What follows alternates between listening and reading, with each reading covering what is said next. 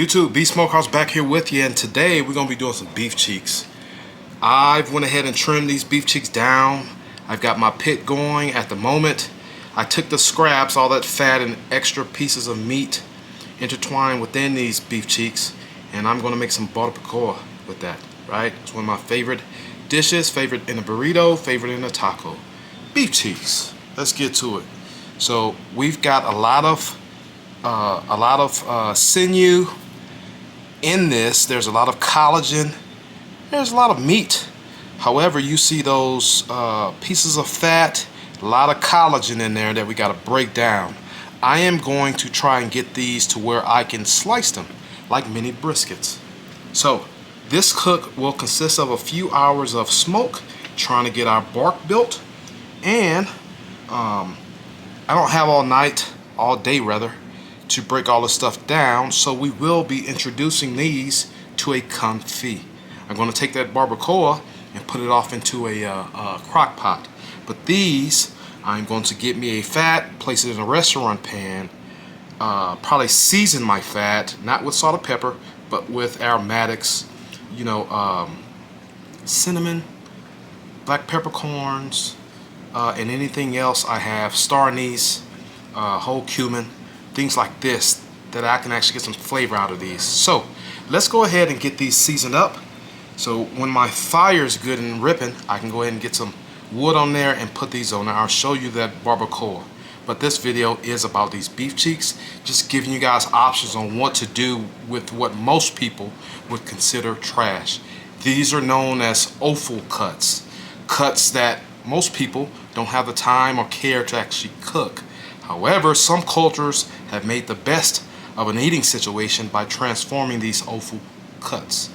Right? In those offal cuts would be other things like liver, kidneys, and other pieces of protein that most people would not want anything to do with. So let's get to it. So I'm going to be calling this the backside. The meat side will be the presentation side. Now, I had 2 big packs of these that I bought from, I think I got these from Walmart, but these were the only actual cheeks I got, one from one pack and one from the other pack. The other stuff in there was just a whole bunch of fat, sinew, and other pieces of meat from that beef area. These are extremely tough and take a long time to run it down because cows use these every day. Every minute of every day they're chewing their cud. So I'm going to first go down with some 16 mesh black pepper. All right, nice even coat. Now I will say this: I have this black pepper sometimes, even when it's cooked, can be overpowering when you putting things like in soups and what have you. So I'm going to take it easy with the black pepper. I don't necessarily mind it, however, others in my family do.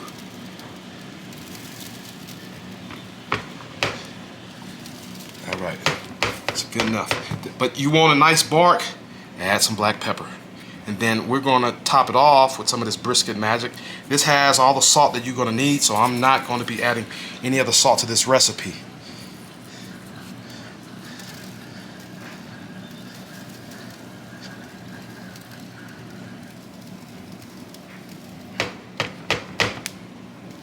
This smells absolutely wonderful. It's excellent on briskets. In fact, this is what this is made for. This is Chupacabra's brisket magic. I want to make sure these are absolutely seasoned. After all, this is how we're going to build our bark. All right, then we get them flipped over, and then we're going to go back on this other side and again hit it with that black pepper.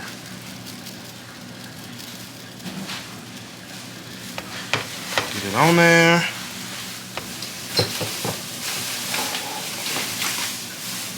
You notice how I'm holding my hands? Give me a minute, baby, I'll help you.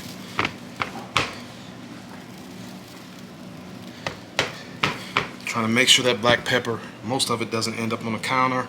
I'm using the back in front of my hands to bounce that seasoning off. So now we're going to come over with our brisket magic. Haven't used this in a few years, the brisket magic. Haven't been able to find it, especially in the big bottles like I like.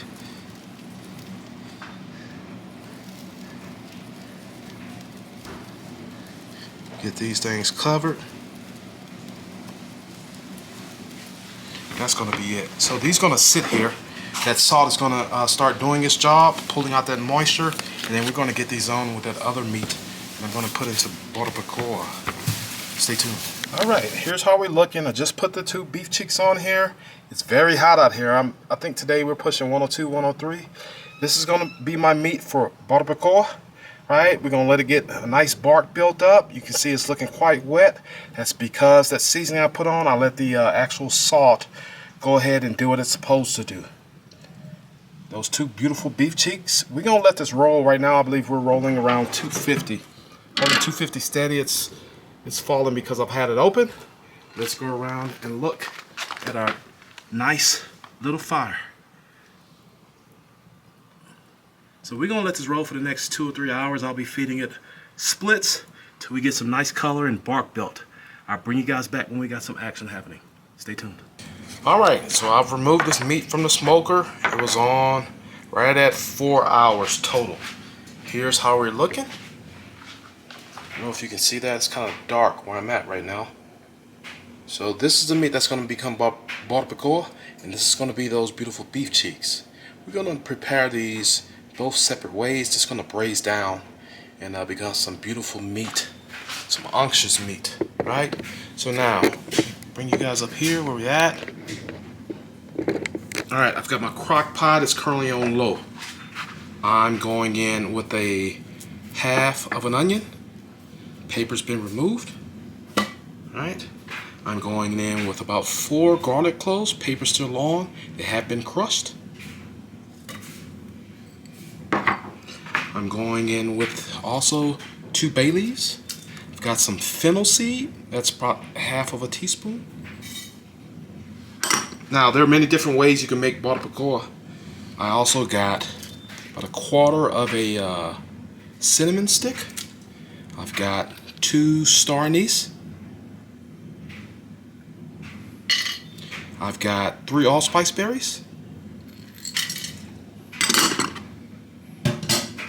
Alright, and then now we're going to go in with that beautiful meat. Get it.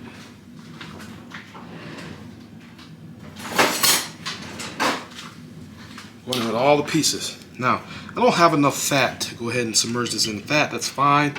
I'm probably going to substitute with water. That water will evaporate over time, and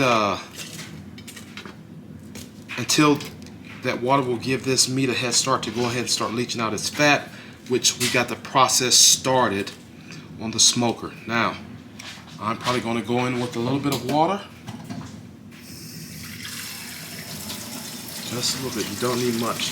Remember, this meat is still fairly tough. It still has some moisture to get rid of as well before it's fully rendered. Still have those beautiful spices on these pieces of beef cheek. Now, other than that, this is going to sit here and go. I'm going to go ahead and flip it to high. I put it on low to give it a head start. And then we're going to put the top on. We're not going to touch this. If this is not done today, that's fine. I'll put it on low before I go to bed. And we're going to let it do what it do. This is not something that is fairly quick. This takes a while. One thing that you can do is do this right before you go to bed. Put it on low. You wake up. You're waking up to some beautiful barbacoa. Right. There are many different ways to do this. You did not have to put any seasonings at all into this pot. You could have just went with garlic and bay leaf. You could have went with onion, garlic, and bay leaf. Some people just go with onion. So we're gonna let this cook. I'm gonna get my stuff prepared to show you guys what I'm gonna do to these beef cheeks. My oven is on. When you're confitting something, you want that oven low and slow. I've got it down to 225. It's gonna take some hours, maybe into the nighttime. It is currently, I believe, like 4 o'clock, going on 5 o'clock. And we're gonna let it cook, not in a rush for this. Stay tuned. All right, for these beef cheeks, the process is gonna be even more simpler than what I have in my crock pot preparing that barbacoa, but essentially the same steps. So I've got in here some remaining beef tallow that I've had in my fridge. I don't think it's going to be enough, so I might end up covering these in some more oil that I have. After all, a confit is just some protein or some veggie cooked in a fat. It doesn't have to be cooked in its own fat, right? So I'm going in with 2 crushed, paper still on, pieces of cloves of garlic, sorry. Now I've got some onion I'm going to sprinkle into that tallow, and then I'm going to simply place these beef cheeks. Got some beautiful color, can you see that? We're going to place them in here. So now what's going to happen over time, this tallow is going to liquefy. It's going to be infused with any of these veggies that I have here in this beef tallow. So the bottom of these cheek pieces is also where that sinew is, and instead of just blasting it with high heat, could have left them on the smoker. However, you're talking about hours and hours before this gets tender, right? And instead of wasting fuel, we want something low and slow that doesn't have the different intricacies of ranges of heat like wood would have. So I've already got my oven preheated to 225. This will go for a few hours in 225, and then I'll bump it up to probably no more than 250. Once you open this up and look, you don't want to see no crazy bubbling out of this fat. You want nice, gentle bubbling. That's what you want. That's the process of confitting. Now, so before I wrap this up, I won't be putting a layer of foil directly on this. I am going to put some parchment paper and then my layer of foil. I don't want that foil in direct contact with the tops of this meat. There could possibly be a chemical reaction. To minimize that from happening, I'm going to set a piece of parchment paper down first. I'll bring you guys back when I have that done. Alright, there's that parchment paper, and I'm simply going to cover that with some aluminum foil. I'm going to double this over, shiny side in. Now we're going to go over and get this as tight as possible. As tight as can. So because I didn't have enough beef tallow, I did go in with a little avocado oil and peanut oil. Both have some pretty good flavors. Ideally, what you would want to do is use a neutral oil, right? But these would be just fine. I have confit things in both avocado oil and olive oil before. After all, once that garlic starts to give its flavor up in this oil, and those onions start to get their flavor up, we're going to be gravy, and you'll start to smell it. Now, there are many other things you can put in here. You can mimic what I've done in my slow cooker in this oil as well. So some black peppercorn, and you want to get creative, you got some Szechuan peppercorn, you can go in there. Over time, as this come up to a gentle rolling boil, those veggies and any other aromatics that you decide to put in there will flavor that oil. We're not boiling. It's a slow rolling ball, and over time, we're going to break that collagen in those beef cheeks down. This is going to go in my oven at 225 for the next 2 to 3 hours, and I'll bump it up to 250, and then I'll bring you guys back when I'm removing this or doing a check to see how tender those beef cheeks are. Probably not going to eat this tonight. This will be our dinner for tomorrow. I didn't want to spend all day Sunday on that smoker though. Stay tuned. YouTube, we're back. So here is our 2 finished beef cheeks. I like the color we were able to get. They are certainly sticky, very tender. However, I'm not going to eat these tonight. So here's how I'm going to cool these down and resubmerge them in fat and let everything cool and get them into my fridge, and I'll show you guys how I'm going to reheat them tomorrow. So I still got this reserve fat with those beautiful onions and that garlic in it. This oil tastes pretty good, by the way. The vessel that I had them in kind of did mess up my bark, since they were touching that that paper I had at the bottom of that foil, so it did kind of, I wanted my bark to get a little bit darker. But I think when I get ready to reheat these up, they'll be fine tomorrow. So this is going to do a few things for us. This is going to make sure that these beef cheeks stay tender. You're going to make sure they stay juicy. We've rendered a lot of collagen, and I hate for that collagen to go to waste. I don't want these to get tough on me. So one way that we can prevent all of that from happening, oxidization and everything else, is to keep these submerged in this fat. This is going to sit here until this fat gets to room temperature, and then we're going to get it back in the fridge. The hope is that this will solidify again. And then when we cook them off, we'll let probably this dish come to room temperature, pop them in the oven tomorrow for, I don't know, 30 minutes, an hour. And then we should regain some of our bark back and get some of that beautiful color back. This is also what's done when you're doing things like duck confit, right? They rest it after it's been tender. They rest it in that duck fat and let it solidify back into the fridge. We're going to try it and see how it comes out. Never did it this way. I have confit these before, but generally right after that confit, I'm trying to eat these. Stay tuned. YouTube, B Smokehouse back here with you. We have our finished and final products. Again, I actually finished these off yesterday. The only thing I did today after I got out of service was I preheated my oven to 200 about an hour before preheating my oven to 200 degrees Fahrenheit. I took the beef cheeks out. They set in that oil in my stoneware cook dish, and I let it come to room temperature. And then I put it in for about an hour at 200 degrees. Again, really slow bringing these up to temperature to make sure we don't overcook them and things start to harden up. You can tell we have converted all of that collagen to gelatin. These are delicious. Now, I probably took a few steps beyond what others might do when it comes to beef cheeks. I've seen some people just use salt and pepper in a braising liquid or confit liquid, some fat. I think a genius move is adding that garlic. We got a piece here, and that onion. I tasted some of the onion out of that onion and garlic out of that fat, and it tastes absolutely delicious. Those flavors transferred to that oil. Now, so don't keep you guys here long. Let's get into one. I think this is gonna be the one that I cut. See that? They're ready to give away. I could pick these up and squish them if I wanted to. I'm not going to do that because I want to treat these like a brisket. So now, let's see what we can get into. Ooh, it's cut like butter.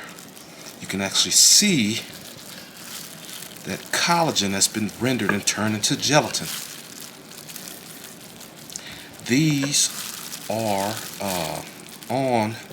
currently on some of those South Central Texas restaurants menu now. So let's see what we have. Oh, it's really tender. You see that? You see that? You see we've converted, you see that band in there? Are those bands? So that's where that collagen line was. That has been rendered and turned into gelatin. We got a nice smoke ring. I like that bark. However, the next time I do these, probably going to let them set and cure in my fridge for a bit to make sure that salt and pepper is tacked on. Right? I noticed throughout the process that I wasn't liking. It got a nice mahogany color, but I wasn't liking the fact that a lot of it was not black. But other than that, I don't really have any other complaints about this. Let's give it a taste. I want you guys to be able to see me. The thing up here. That is tender. You can eat this with no teeth. It's beefy. I'm getting background hints of that garlic and onion. Really delicious.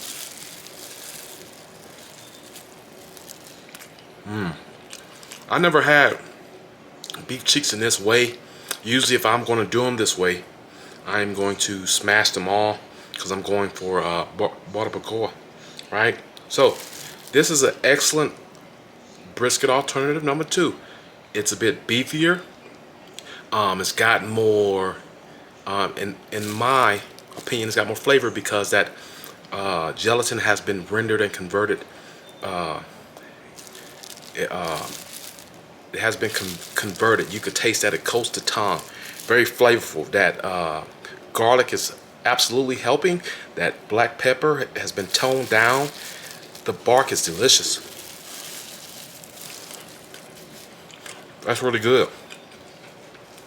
I think if more people try an offal cut like beef cheeks in this way, they'd be more open to trying these more, and they wouldn't sit on the shelves. Other than that, I'm gonna put you guys back down here so you guys can see this. But other than that, I hope you guys enjoyed the video. And until next time, Beef Smokehouse out.